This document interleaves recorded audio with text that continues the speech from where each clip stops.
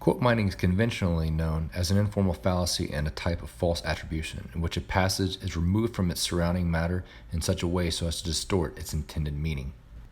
The tactic, although highly dishonest, is often used to great effect unless called out on the spot, as we'll see in the following clip. In 1974, you said that busing policies were well-meaning in theory, but sometimes result in, quote, racial hostility. What else did I say in that? Tell me. No, you got it there. Read it.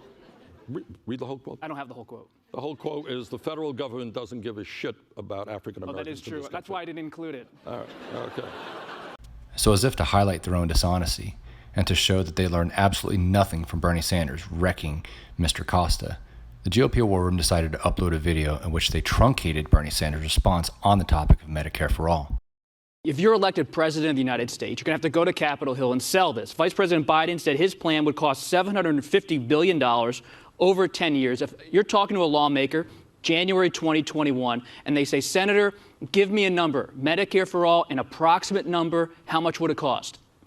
Somewhere between 30 and 40 trillion over a 10-year period, which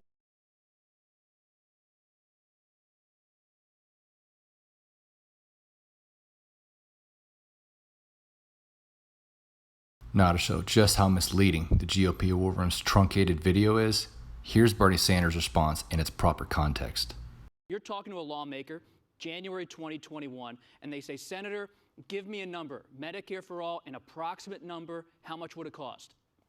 somewhere between 30 and 40 trillion over a 10-year period, which is much less expensive. Good, let's talk about cost. What the most serious economists tell us, that if we do nothing to fundamentally change the healthcare system, which is what Joe is talking about, keeping it as it is, we'll be spending something like $50 trillion over a 10-year period. I don't think there's a study out there, Bob, that does not suggest that Medicare for all is far less expensive than continuation of the current system.